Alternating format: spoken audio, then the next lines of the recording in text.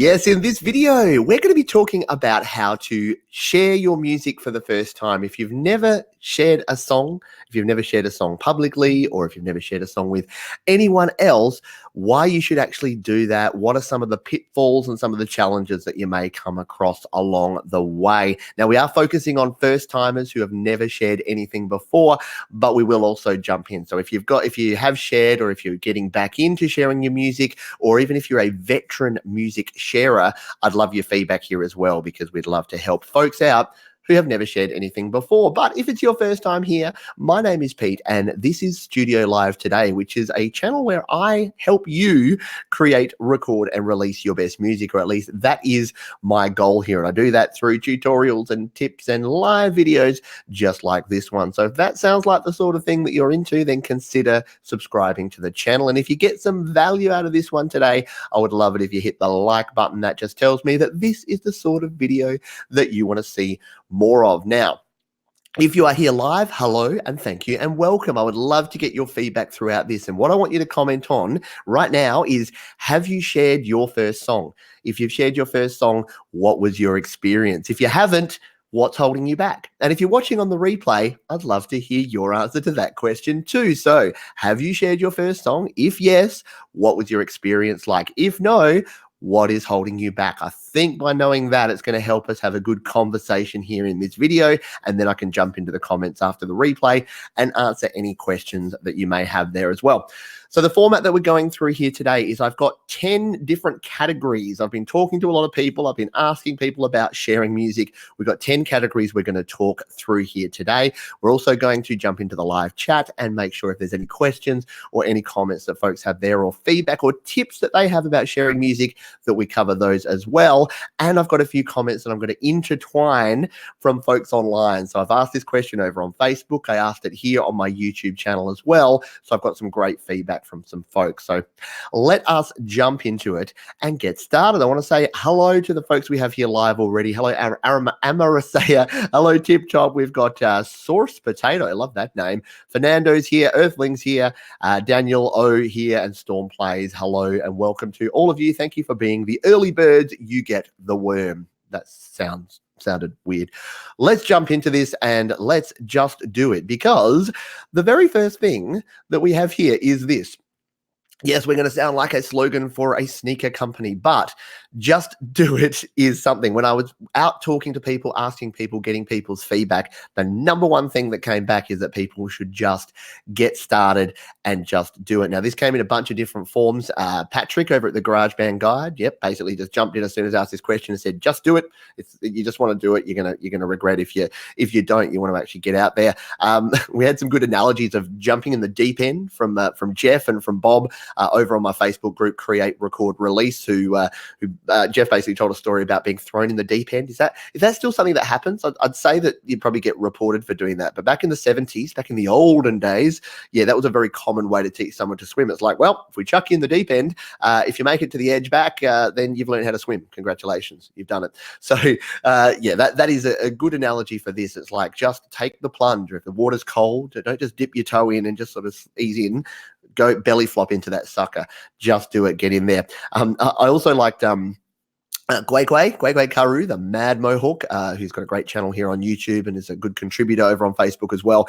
He said it's likely much better than you think. So just get it out there, because you're going to be your own worst critic. So it's likely going to be that your music is so much better than you actually think it's going to be, because you are indeed your own worst critic. And I 100% agree with that. So that is really, I know it's very basic and very simple. We will get into some more nuanced detail later, but that is something that you're going to do. Stormplay says, if you're late, you can go back and watch in 1.5 times speed. Yeah, I think I'd sound a little bit strange if I was on 1.5 times speed. Earthling, hello to you again. Released your first song twice. First time was far more impactful and appreciated. That's interesting there. Amarasea says, yes, I have. It's a comedy song, Pink versus Violet, and the experience was weird. I thought it sucked, but everyone seemed to love it. See, there you go. Exactly what we're saying there. Your own worst critic is absolutely true. And yeah, we don't have any other folks that have told us about this, about their first sharing experience. But if you do have it, if you're here live, hello to Gino who's joined us live. Jump in and let us know about your first experience. We'll be intertwining those first time stories with the rest of the show. So let's jump in here to our second one. Oh, I realized I didn't throw up. I meant to use my fancy thing where I can throw up here on the screen. So there's Earthling here, released his first song twice. And yes, we had this one here. So Amarasaya. Yes, Pink versus Violet. I'll have to look that one up. I don't remember that one. I've seen some of your songs before, but that sounds interesting or a little disturbing. Not sure which one. Alrighty, let's jump into topic number 2 that we have here, which is all about feedback, the positive and the constructive feedback loops. So be prepared for feedback. If you are sharing your first song, be prepared for feedback. And what you'll be surprised by, most likely, is how positive people are, especially if you say, it's my first time. Reminds me of that Simpsons episode where Homer's like, it's my first day. And he gets forgiven for everything. But yeah, if it's your first time, people are going to go pretty easy on you. And if you want that, I would actually say ask for constructive criticism as well. So David over on our Create, Record, Release group said, be honest with yourself and your audience, learn from your feedback. And I agree with that. If you're honest and if you're upfront, if you've got flaws, maybe put them out there. The one thing that I've done in the past is you don't want to be self-deprecating, but sometimes if you know something's not quite there, what I like to do is put it out there and say, hey, I'm working on this song. Here's the demo of it. Here's some things that I'm thinking are not working well. Here's some things that I'm liking about it. What do you think? What do you think is the best thing and something I can work on? And phrasing it that way really helps, because what it makes people do is start thinking about positive, but also some sort of constructive criticism as well. So it doesn't just have to be put it out there and just wait for people to say whatever they're going to say. You can actually put it out there and guide the feedback that you'll get, which is good advice for the first time around.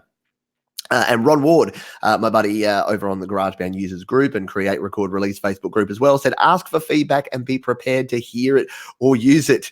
And that's a really good point. A lot of folks can ask for feedback, but what you actually do with that feedback is super important. Don't just put it out there and say, hey guys, I'd love to hear all your feedback about my song.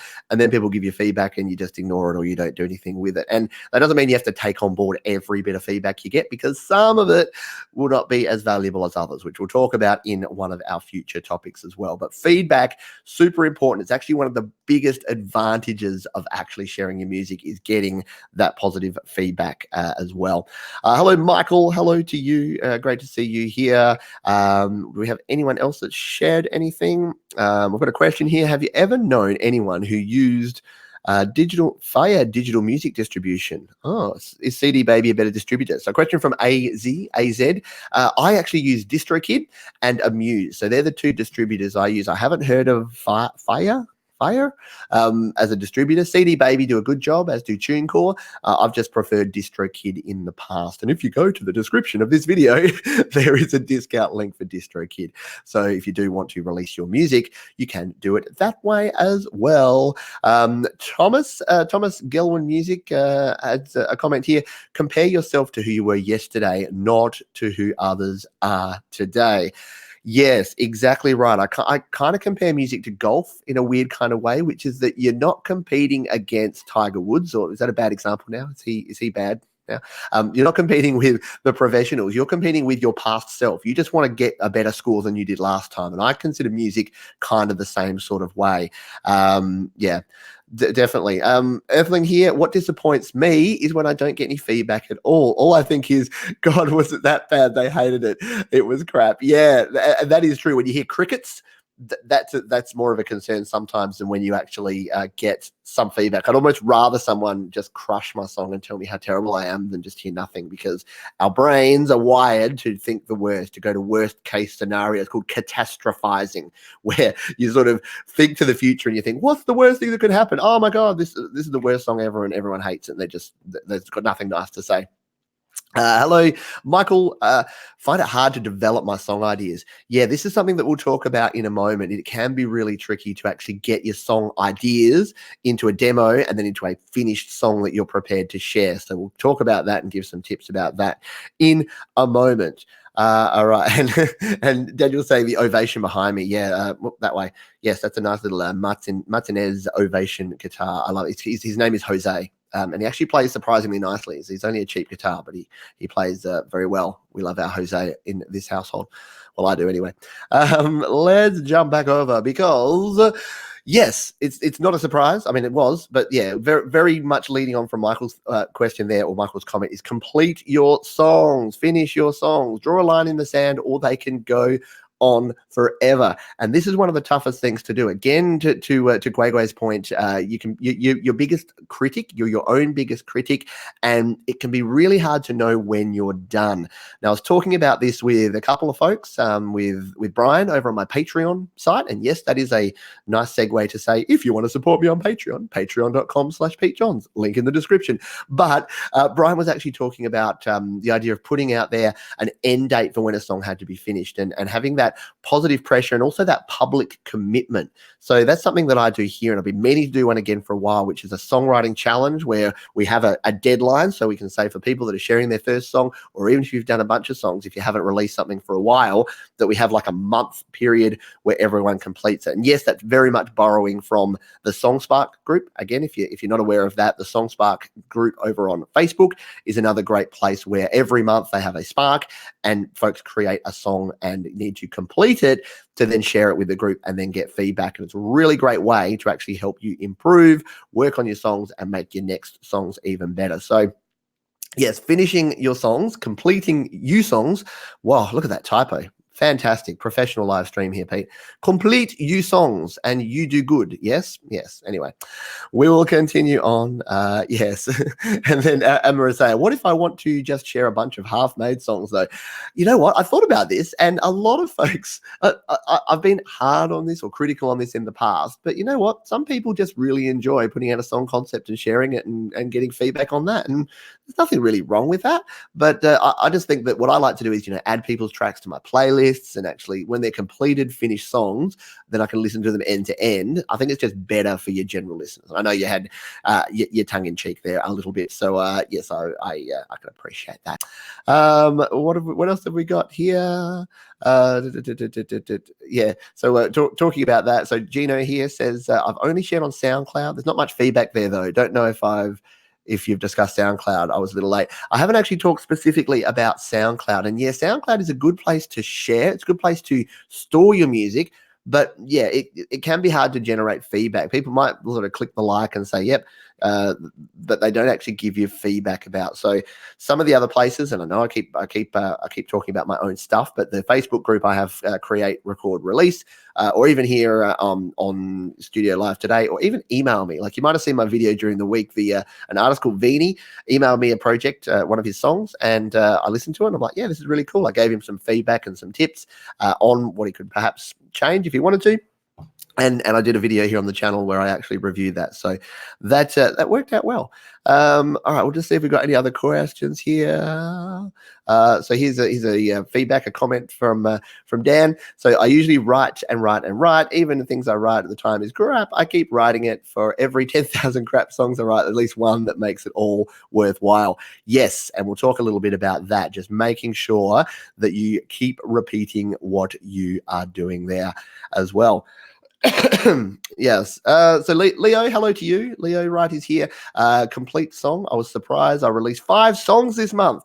Brilliant. Well done. I love that. I love hearing that. And Leo is one heck of a saxophone player. I'm super envious because I'd love to learn how to play the sax. That is so cool. All righty. Let us jump back in here. Where are we at to? Let's talk about perspective, okay? Let's keep things in perspective. And I love this. I got this from a couple of folks. So Andrew over on Create, Record, Release, Andrew Reeves. So he said something really interesting, which is that when you're sharing your songs and getting feedback, pretend that other people's ears are your ears and that their response is your response after taking a break. And I got super confused by this, but now I think I get it, which is you want to know how your song's going to sound to others. So by sort of using someone else's perspective, and that's why feedback and sharing is so important, is that you get caught up in your own stuff, your own thinking. You kind of get married to your song. So there's two ways that it can go. You'll either get so married to your song that you don't want to change anything because you think, well, no, I wrote this part like this and this is how it should be. Or you get so despondent and down on yourself that you think it's all crap and it needs to all go out the window. Both of those are usually totally wrong. It's usually somewhere in between. So by sharing it and getting the feedback, what you'll get is positive reinforcement about what you've done. So you get perspective on what is actually good, because you might not think it's good anymore because you've heard it 100 times. And then you'll get that constructive feedback about what's not there. You may be blind to it. The perception and the perspective that we get, sometimes you're a little bit deaf to the things. And someone actually said that, I think, in a comment. I've forgotten who, sorry, but they said you get deaf to your own music and you can't actually work out, hey, is this good or not good? So that perspective side is something that I like. And my take on that is, what's the worst that could happen? Like, really, in terms of perspective, in terms of, I like to do things like on a 1 to 10 scale. So on a 1 to 10 scale, where 10 is amazing and 1 is terrible, is it ever really going to be a 1 in the grand scheme of things?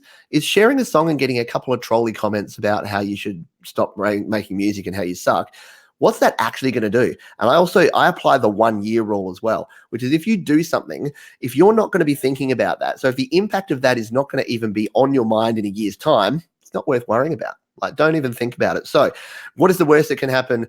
A couple of people might say some bad things. And you know what? There might even be a little bit of truth in the bad things they say that can help you make a better song. So look on the bright side of that as well. What's the best thing that can happen? You can get a bunch of positive reinforcement. You can get a bunch of great constructive feedback that's going to help your next song. It's going to help you grow and develop as a creator and as a music sharer. So yes, hopefully that helps some folks out there. We've got a bunch of folks here. What have we got to get? So hello, Mike B. Pete, I'm rooting for you, man. Thank you, my friend. What got you motivated to get out and become public? Where you always is open and vulnerable? No, and this is a great point. So I'm glad you actually raised this, Mike. No, I am super introverted. I know that might be a bit weird if you see me here. I'm on live streams. I put videos out every day. I got my face in front of everyone, and I share my music like left and right all over the shop. But it wasn't natural. It didn't come natural to me. It took a while to do this, and it really is. I look at it in terms of the comfort zone. So my comfort zone used to be like that, yeah. So I had this tiny little comfort zone, and what I've done over time is it's like concentric circles. There's rings that go out, and the best way for someone who is not out there, like I know we talked about jumping in the pool before. I'm not a jump in the pool kind of guy. So what I had to do before I shared my first song is write a bunch. I wrote a heap of songs, and I basically pretended I was going to share them, but then didn't. And then I finally got to the point where I'd actually recorded a bunch of songs, and and I'm like, okay, now this is all cool. So I sort of started sharing gently out to sort of a close group. And then it's only been sort of the last 4 to 5 years really that I've been doing this whole public thing. But originally it started small, building it out. So that's probably my advice there, is that if you are like me, and a lot of music folks are, a lot of artists are, even the ones that seem very out there, a lot of artists, a lot of comedians, a lot of performers and actors are actually quite heavily introverted. It doesn't mean that you don't have confidence. It doesn't mean that you're not a bit out there and that you can't express yourself. It just means you get energy from internal. You get energy from yourself as opposed to from other people. So you're not out there bouncing ideas around. And it also means you're probably a bit more sensitive to criticism and to feedback and to people saying negative things, because you're already your own biggest critic. So you need to sort of pepper that in. But no, a great question. Really good stuff there. Thank you for contributing. Let's have a look. We got any other questions here? So a question here, Tip Top, where to share my first song? Facebook, YouTube, Instagram, instrumental, everywhere. I like SoundCloud because it's just an easy way to share just your audio. Facebook audio quality is not fantastic, but it's still an okay place to share to. YouTube is great. YouTube has good audio quality. You do have to have a video as well, so you need some sort of video to go along with your music. But yeah, you really can't go wrong if you get your stuff out there and if you share it. It's more about who you then actually share it with and getting feedback, and don't overshare. So it's probably an important point to put this out there, that you don't want to bombard people. So if you're inboxing people, if you're Facebook messengering people saying, hey, check out my song, like, comment, subscribe, whatever, that's going to get real old real fast. So that's why I recommend find a community of people that are musicians, that are music creators. That's why I created Create, Record, Release on Facebook, because it just creates an environment where folks can actually share their music and get feedback from like-minded people. Because yeah, of your pool of friends, say you've got 500 Facebook friends, how many of those are actually going to listen to your music and then want to give you actual constructive feedback? It's probably a small amount of folks. Alrighty, we've probably got some other comments here and some other questions, but I'll jump back over and get into my next topic, and then I'll try and jump back over. If you do have a specific question that I'm missing, feel free to repeat it because the chat's going pretty fast, and I'm definitely going to miss stuff. We talked about perspective. Let's talk about another P word, and let's talk about potential.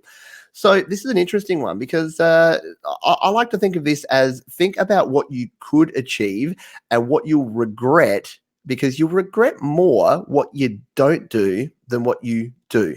So that's pretty much fundamental life advice here, that it's very rare that you sort of look back, and if you speak to people that are in sort of the golden years of their lives, they're never sitting there going, I don't know, the cliche thing is, I'm on my deathbed, I wish I spent more time at the office. But yeah, there's not too many people going, oh yeah, I wish I hadn't tried all those different things just because some of them didn't work out. No, they're saying, hey, how glad am I that I skydived that time? How glad am I that I went bungee jumping and confronted my fears? And for folks with music, you don't want to be sitting there. Like, it's bad enough for me. I was sitting there at 35 going, okay, I was in a band when I was, 19, and we released one demo, and then I stopped creating music for 15 years.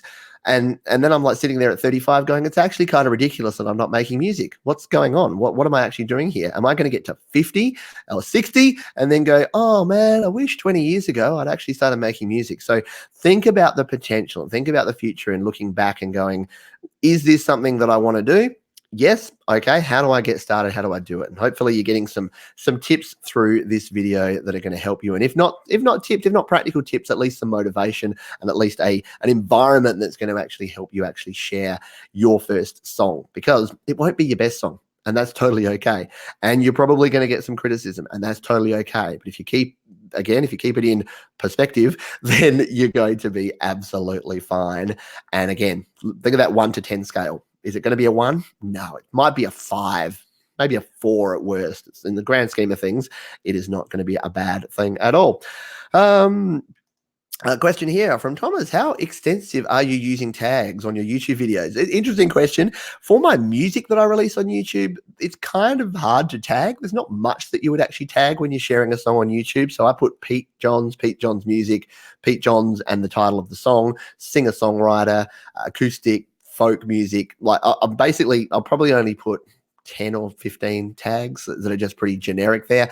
These sort of videos, I put a lot more tags because part of the YouTube algorithm, not to get too sort of inside baseball on this one, but the YouTube algorithm, when people are searching for things, so if people are searching for sharing your songs, this will have tags like share your songs, share your music, sharing on Facebook, share on SoundCloud, how to share music, how to share songs. So yeah, I'll probably put a lot more effort into the tags on my instructional videos than I do on my actual music videos. But a very great question as well. Laurie, hello to you.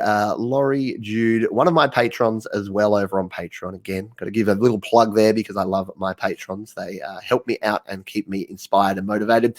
I've been working on the first song I've ever written on the piano all day. It's been a challenge being able to actually play it since I'm only beginning to learn how to play keyboard. We'll release it soon. Excellent. Looking forward to hearing that and seeing that as well. Yeah, really, really awesome. And as I mentioned, Laurie has been a great supporter and always a lot of positive comments and positive reinforcement. So thank you for that.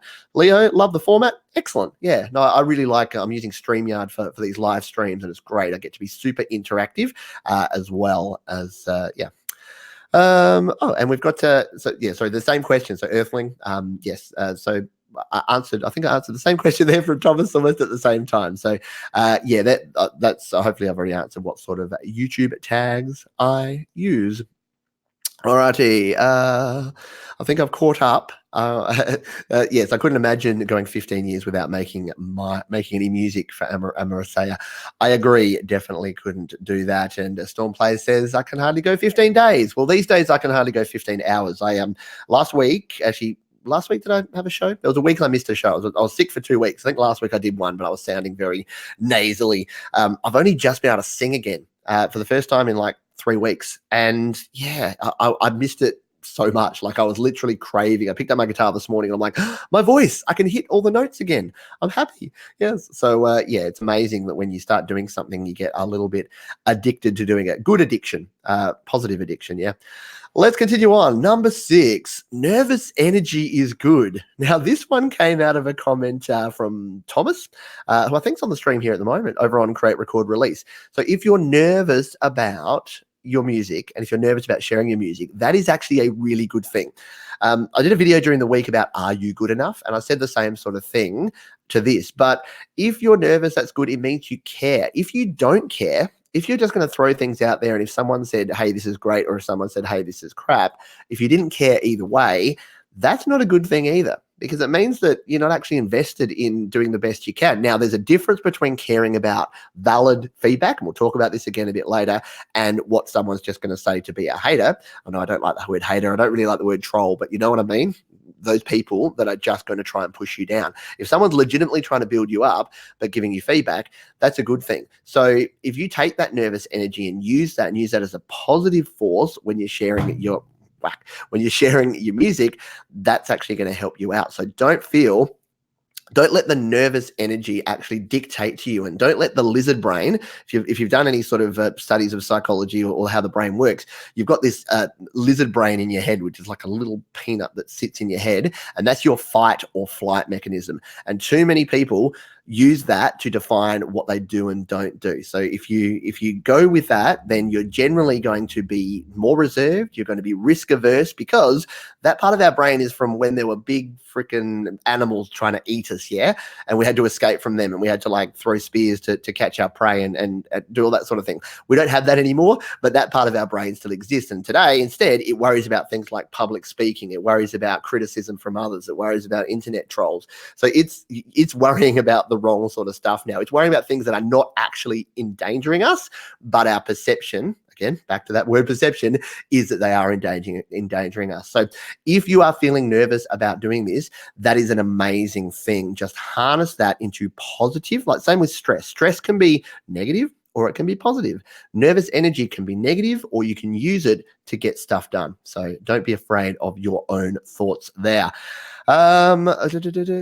Let's see, we've got some more comments here. Sorry, they're flying along here. AZ, ever know anyone using BandLab to upload songs looking for collaborators?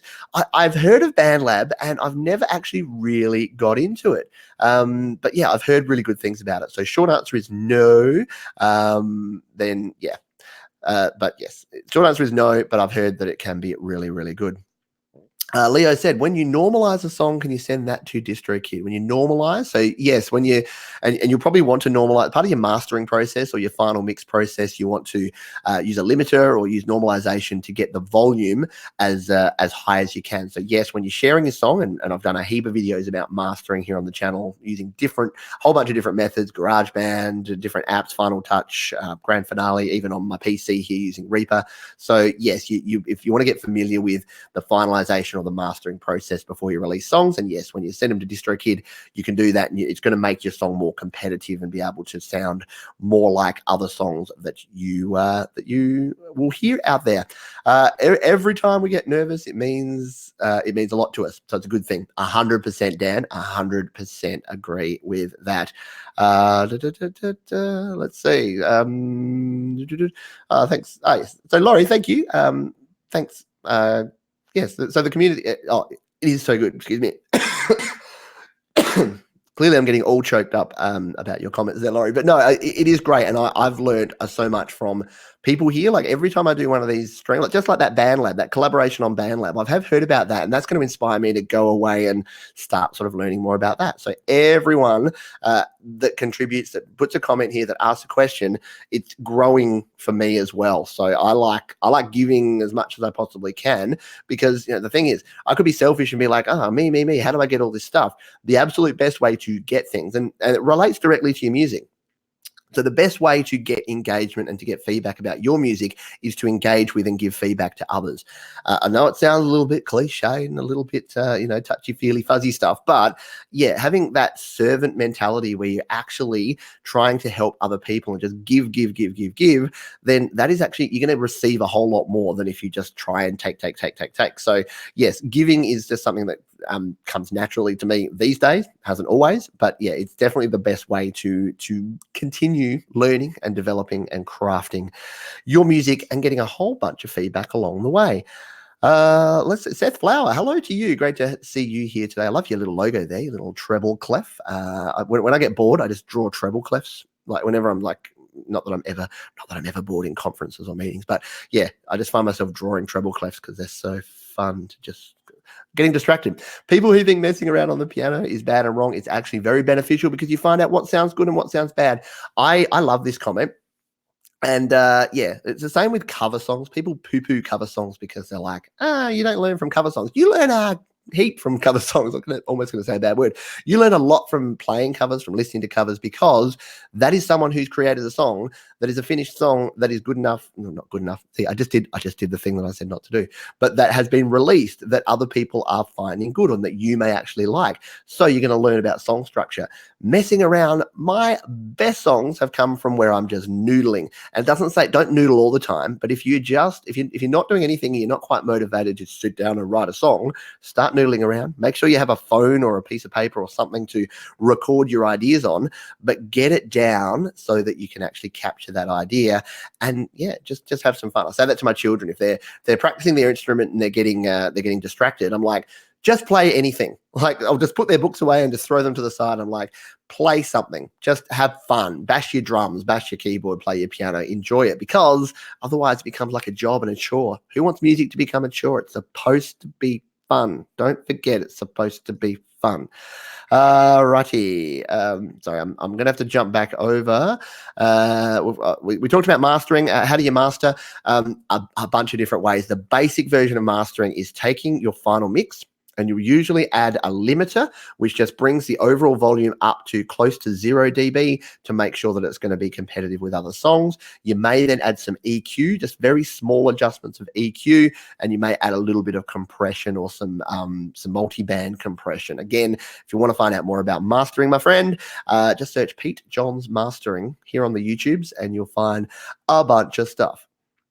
Alrighty, let's jump back over to this. I am going to miss a bunch. Thank you so much for the folks that are here live. I'm missing a bunch of your comments and questions. So if I do miss your question or I do miss your comment, drop it in the comments after the video, because the live chat kind of goes away. You can still view it afterwards, but the main comments will sit there. So again, if you're getting value out of this, hit like. And at the end of the show, if you want to make a comment, or if you're watching on the replay, jump down to the comments. I'd love to hear your feedback about this.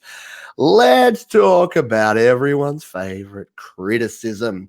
So criticism. Now I'm going to go back to Guay's comment again here. It is likely that you are better than you think, and you are going to be your own worst critic. And there's a couple of ways to think about this, and that any criticism. So if you think about it in terms of any criticism is good, and it could be someone that's phrasing something inappropriately, or that you think is being a troll or a hater, but more often than not, there's at least something in there that might be able to help you. Not always. Sometimes if the comment is "you suck," there is literally nothing you can do with that. You can delete and ignore that till the cows come home. But if someone says, like, what way someone should phrase something is, "Hey, I really like this about your track. The guitar's really popped. I love the drum sound. What I would do is that your vocals are sounding a little bit harsh. You probably need to turn down your preamp when you're recording them, and they sound over compressed, so they're popping out too much." And yes, I'm saying that because that's exactly what I had feedback on my songs, because I used to mix my vocals way too loud. So if you're getting feedback like that, that's great. But someone might say, "Your vocals are too loud. It makes the song sound really crappy." Well, hey, maybe that's not the best way to phrase it, but what I like to try and do these days is just go, "Oh, okay, thanks so much for your feedback. I'll take a look into." Like, you don't have to engage. If it's someone that you don't know and it's someone in a public forum, just say, "Oh, thanks for taking the time to listen and provide feedback." Because if someone puts a comment like that out there and you respond up here, you get that escalation, and the internet rules where eventually someone's calling someone a name, and yeah, it all goes downhill from there. So don't have to engage to that level. But what I've learned over time here on the channel and also with my music is that even people that are phrasing things not exactly tactfully often have a valid point sitting underneath there somewhere. So don't take it to heart. Don't go, oh, I'm never going to create music again. But just read between the lines and go, hang on, if I go back and listen to that, is that actually the case? So a version of this here on my YouTube channel that's not music related, but when I create videos, I like to talk. So I've talked about the fact that I'm an introvert, but I'm an introvert that really likes to talk and express. And sometimes I rant and I ramble and I take too long to get to the point. And what I've learned over time is to try and be more succinct, not so much in my live shows because we have a bit of a chat and a bit of banter here, but in my videos where I want a 5-minute or a 10-minute video, they need to be 5 or 10 minutes, not 26 minutes to explain one concept. So what I've learned is that a lot of people will give me good quality criticism that will just be like, hey, Pete, this was great, but maybe you could make it a bit shorter next time. And then some people will be like, too long, go to 5 minutes 28 to where he actually starts talking about the thing. I'm like, okay, so that's not the nicest way to put it. But again, there's validity. There's something in that. So yes, listen to the criticism carefully. Choose how much you care about it, though. Make sure that you're listening to the right bits, not the wrong bits. And in fact, where's my quote here? I had a quote from Jason. I've lost it here, though. No, I can't find it, but it was something like, yeah, be careful of the difference between someone who's providing actual constructive feedback and someone that's an opinionated rant also. So yes, there's subjective opinion, I think is what he said. So yeah, definitely be careful with that because there is a big difference between a subjective opinion about something, which is, and some people have actually said this to me. They're like, hey, I don't like your style of music, but that's a pretty good song. And I'm like, I appreciate that more than pretty much any other feedback. Because it means, hey, if there's a guy that's big into hip hop and beats and he listens to one of my singer-songwriter folksy songs and goes, hey, not my scene, man, but good job. I'm like, hey, that's pretty cool. I like that. Anyway, getting a little bit off topic here. Thomas says, yes, cover songs can help get you a following from fans. Totally true. So cover songs are good because if you are sharing cover songs, you will get people listening to them. So I know on my Facebook channel, I share a lot of my original stuff, and then I've shared like maybe 3 or 4 videos, or probably more than that these days, of cover songs. Yeah, they probably get 5 times as many views and 5 times as many comments because your regular folks that are just scrolling through their feed and they see a cover of a song that they know, they're like, oh, cool, I want to listen to what Pete's take on that song is. So they'll actually do that. So yes. And Dan said, I learned making music trying to play David Bowie. Who doesn't love a bit of David Bowie? Good tip here from Storm Plays. Lander is good for mastering. Yes, you get 2 free masters every month. So if you're not into the whole learning how to master thing, you can use Lander, or eMastered is the other one. You only get compressed files, so you'll get MP3 files of your masters. You won't get a full WAV file. You do have to pay for your full WAV file, but it's still pretty good.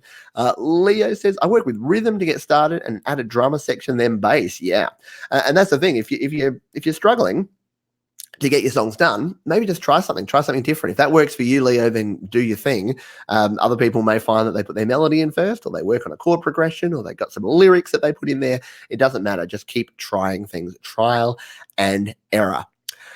Question here from Mitchell. Is it free to sign up a Muse, and is it really free to distribute music on platforms like iTunes, etc.? How much compensation do you get if someone buys your song or album? Excellent questions all round. I've got a couple of videos. If you search Pete Johns Amuse on the YouTubes, it will come up with a couple of videos where I talk all about this. And the short answer is yes, it is 100% free to sign up. It's free to release your music. It does take 2 to 3 weeks to get released and a couple of extra weeks to get to iTunes for some reason. I don't know why. iTunes is slower. So it's a slower sort of process. You get 100% of the royalties that you get back from the streaming platforms and from the purchasing platforms. When you sell your music on iTunes or Amazon, excuse me, or Google Play, you get 70%, and generally that's the cut is 30% for most of the platforms. And streaming varies greatly, but it's not huge. So if you're in the hundreds to thousands of streams, you might get a small amount. You might be making $10 a month, $20 a month on your streams. You need to get up into the hundreds of thousands to actually make some serious bank with your money. But as I've said in other videos, if you are looking to release and you want to do it for free and you're on a budget, sign up to a Muse and release a song. Again, what's the worst that can happen?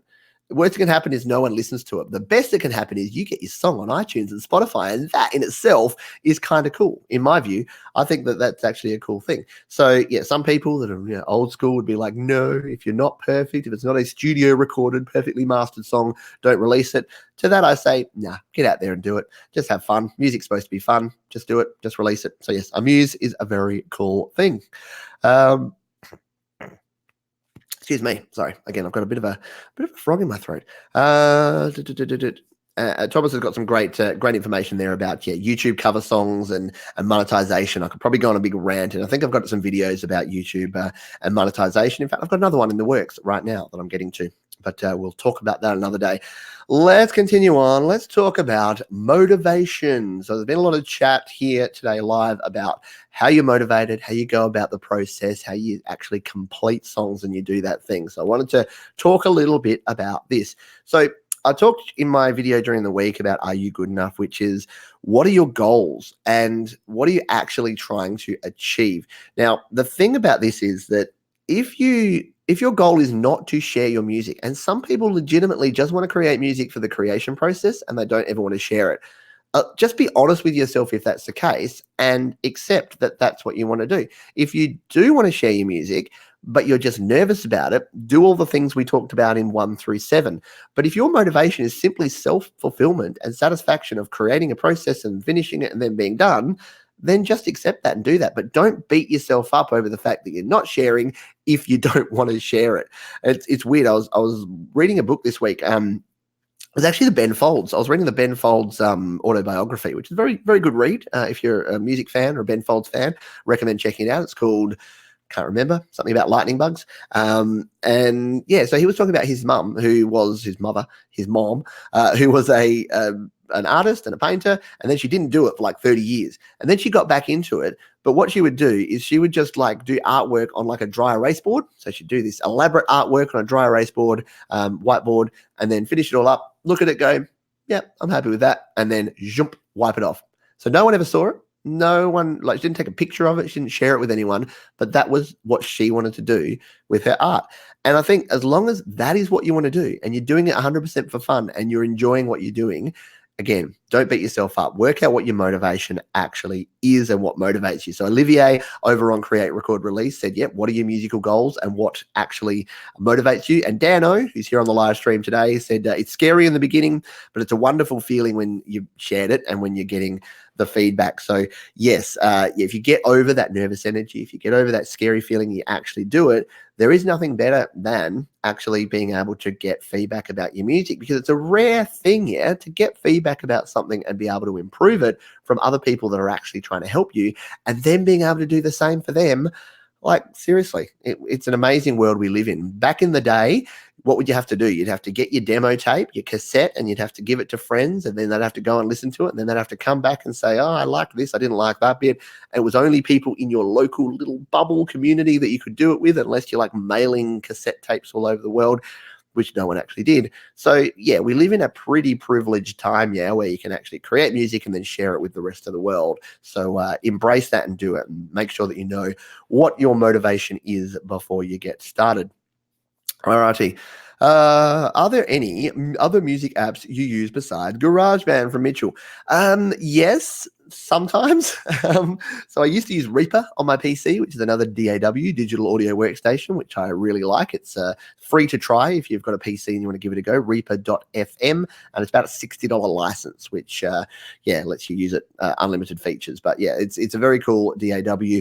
I use other apps on iOS as well: Final Touch, Grand Finale, quite a few plugins from FAC, friend Anton Corvest, and from Clevgrand, who do a bunch of good plugins like the Bruce free noise reduction plugin. So yeah, and I use LumaFusion to edit all my videos as well, if you're interested in that as well. But yeah, I've kind of simplified things down. The reason I use GarageBand is what I was finding is I was spending too much time just playing with software and not enough time creating, recording, and releasing music. So what GarageBand has done is it's simplified my process, and it works for my workflow in that I get my demo done. I then can convert my demo into my platform for actually recording and getting all of that done. I can then mix in GarageBand. I can then shoot that over to Final Touch on my iPad, do my mastering, and there's my final mastered WAV file. So it all sits in this contained universe that works well for me.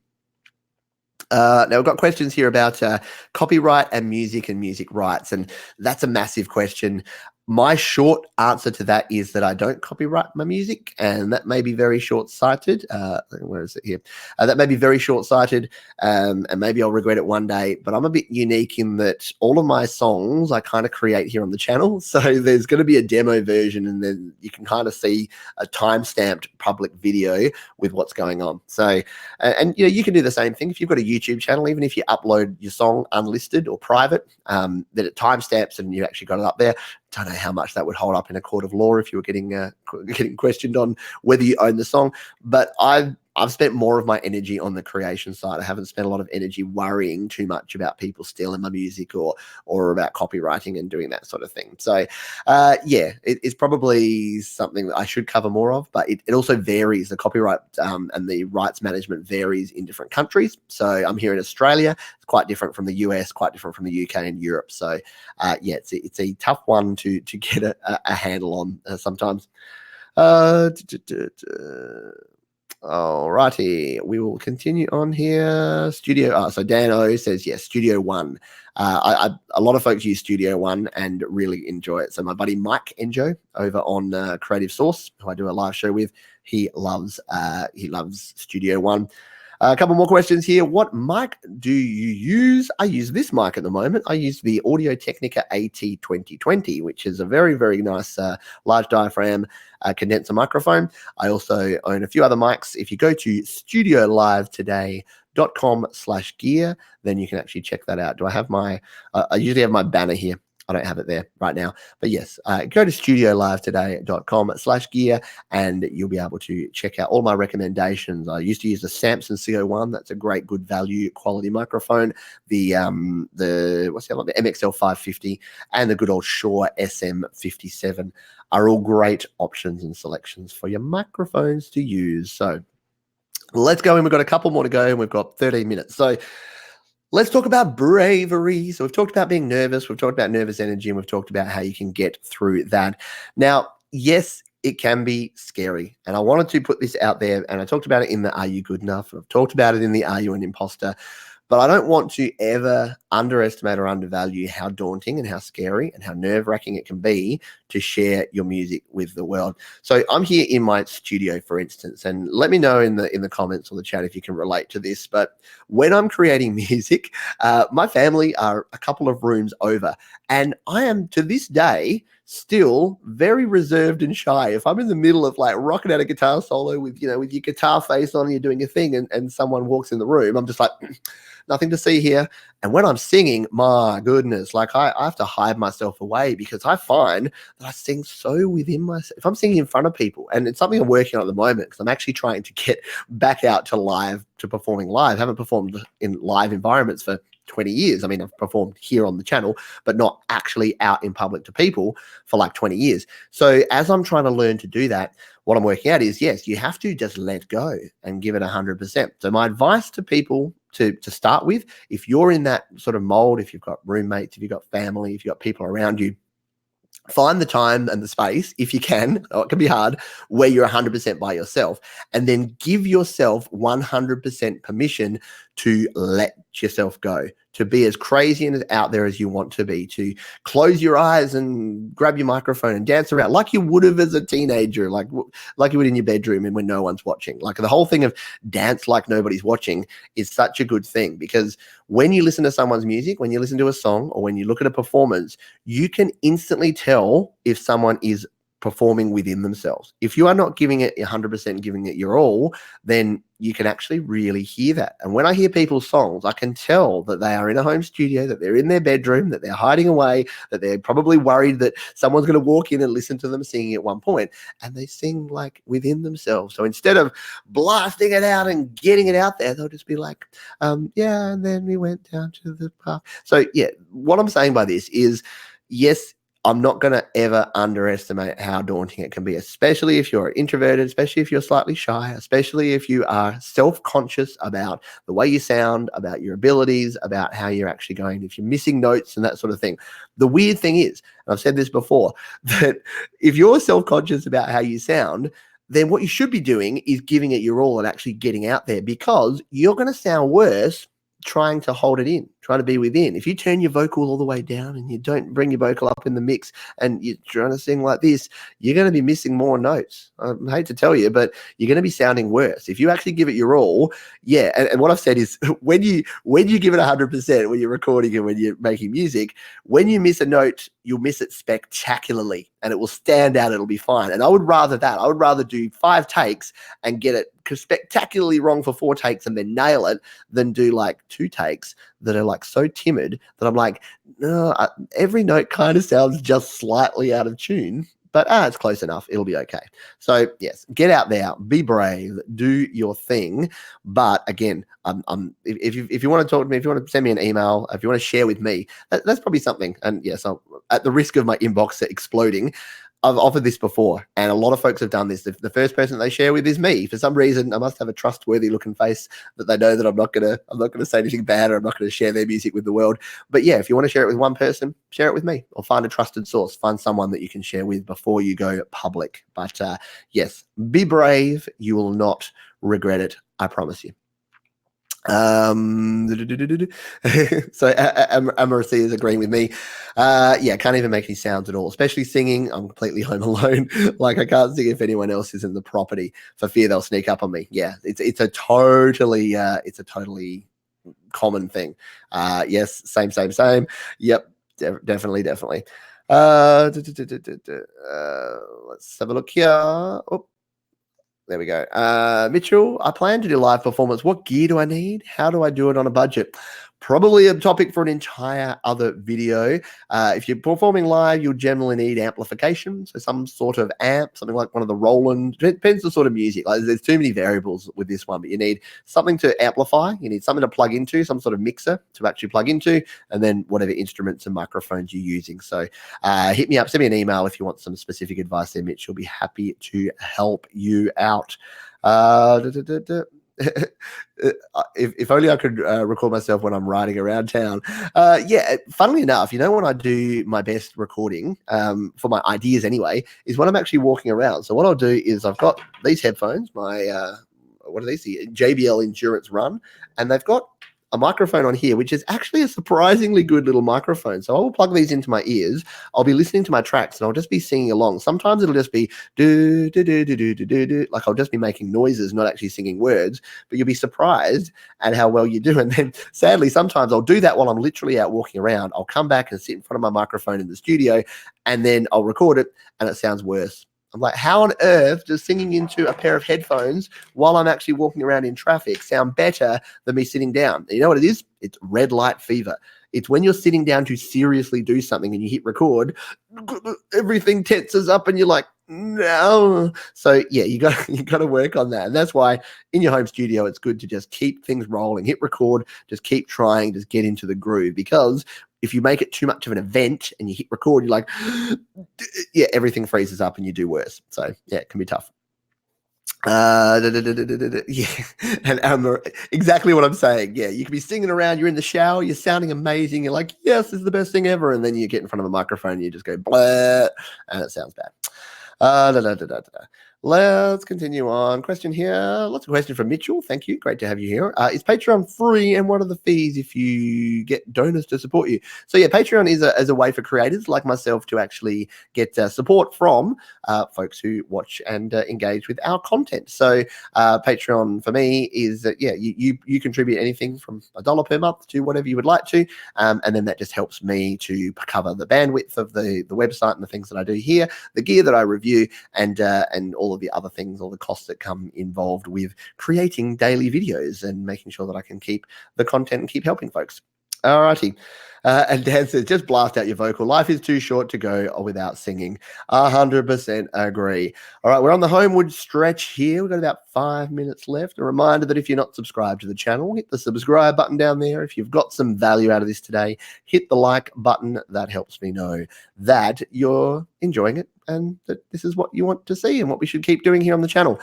Let's talk about having a thick skin. So this one was a bit funny. We got right to the end of all of the excuse me, of all the comments, and I was reading when I posted this online, and then my buddy Glenn from right here in Adelaide, he said this, and I want to read this verbatim because it made me laugh, and it was, "Don't let idiots get to you because of some criticism. It's just trolls looking to start trouble."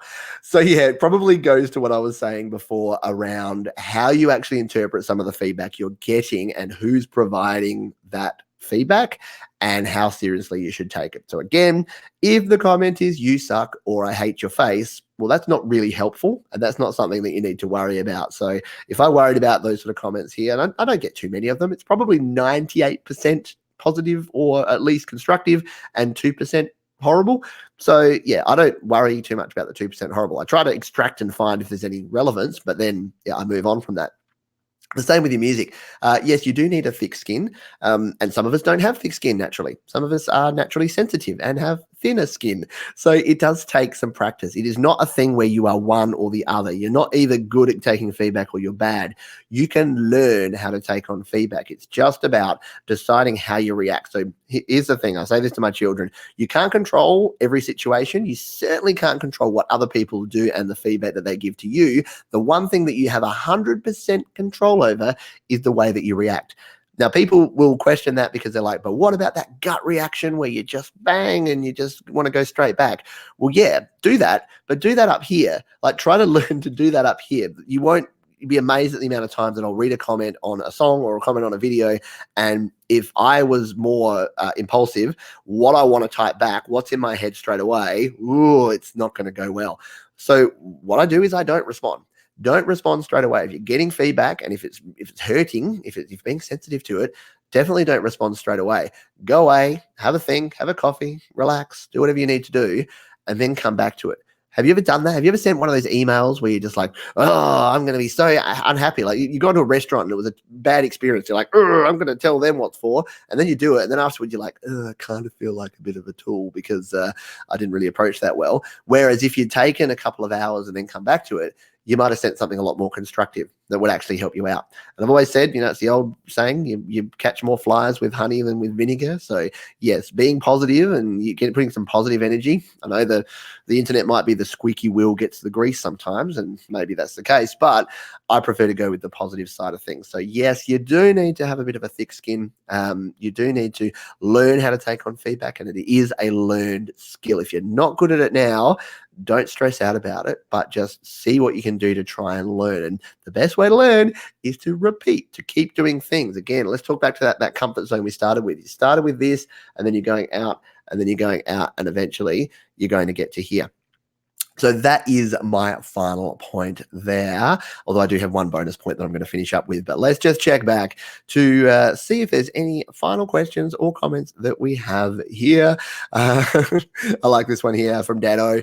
If people don't like your music, it's not your problem. They've just got bad taste. Yeah, I made a comment in my video during the week about, who's better, Katy Perry or Metallica? And is that even a relevant question? Well, of course, it's totally not a relevant question, but a lot of people ask that question because they're like, oh no, you can't possibly like Katy Perry. She's terrible. She's a pop garbage, and Metallica are, great musicians that write their own songs.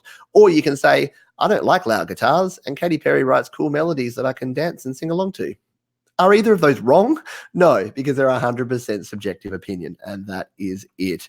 All righty. I just, yeah, to correct there, Mitchell, if I set up my own Patreon, is it free? Yeah, so it is free. Patreon take a cut, just like everyone. Sorry, put that away. Just like every other service online. So revenue that you earn on YouTube, if you've monetized your channel, YouTube take a cut of that. If you sell your music through Spotify, Apple Music, iTunes, they take a cut of that. Same with Patreon. If you have a Patreon account for folks to support you with your music and with your creativity, then yes, they take a cut of that. So no such thing as a free lunch, but yes, it is free to actually set up an account and do the things as well. All righty. Thomas, I like this one. Emotions are temporary, a reflection of the context on you as a person. Don't act on emotion because the consequences might not be so temporary. Yeah, that is a great point. And I love that because, yeah, you're right. Emotions are temporary, and the way you feel in the moment is going to pass. This too shall pass. I use that an awful lot. It's like, don't worry about it. Like if you've got children, this is the only advice that I give to parents. And yes, we're a little bit off topic, but it kind of relates back to your music.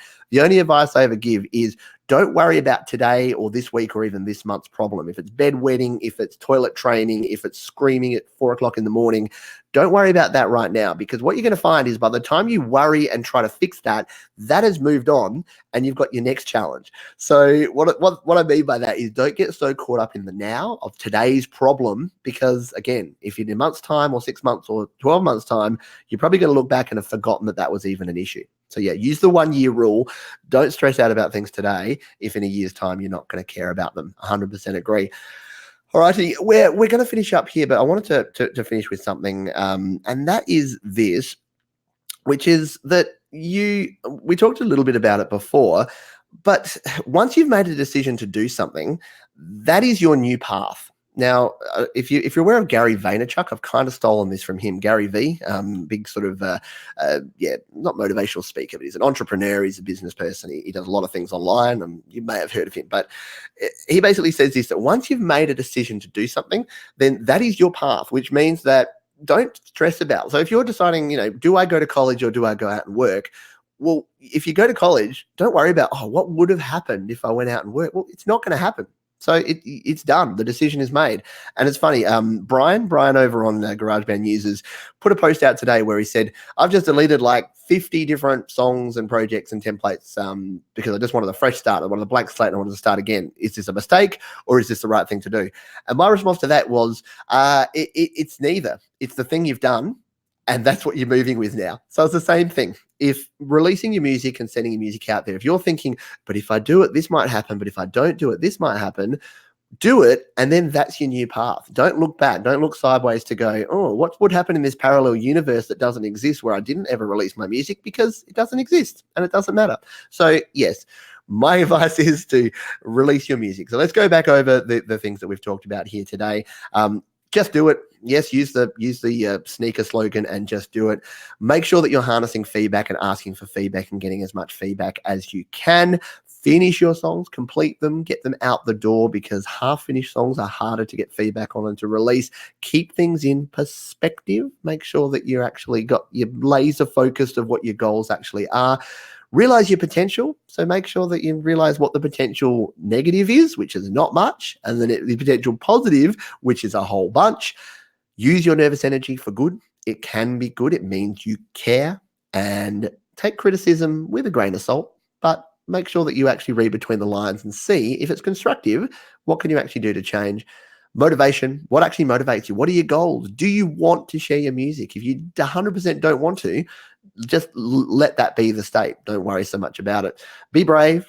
Make sure that you are getting out of your comfort zone. Remember those circles. Build it out. Start small. Build it out slowly, and you will get out of your comfort zone. And of course, have a thick skin. So yes, find a way to embrace but not worry so much about all of the feedback that you're going to get. We are over time, so I wanted to say thank you again. This is the final 1 minute where I say, I give you an hour of content and then I ask for 1 minute, and that is to just tell you a little bit about the channel here. We've already mentioned Patreon a couple of times. You can go to patreon.com/PeteJohns if you want to support me there. I do appreciate you watching the videos and subscribing here on the channel. That really helps me out. Jump into the comments and engage down there as well, because that is a great place. I'm there every day responding to every comment. If I miss a comment, it's because I missed it, not because I'm trying to miss it, because I do like to respond to all of those. And you can head over to studiolivetoday.com as well. That's my website where you can join the mailing list. You can check out my gear guide. You can check out all of the videos, the more than 500 videos that I have here on the channel. But I wanted to thank all of you for being here today live. Thank you for watching on the replay. We'll be here again next week. We'll be out with a live video, not a live video. We'll be out with another video every day as well. So check those out. And I'm going to see you on the next one. Cheers.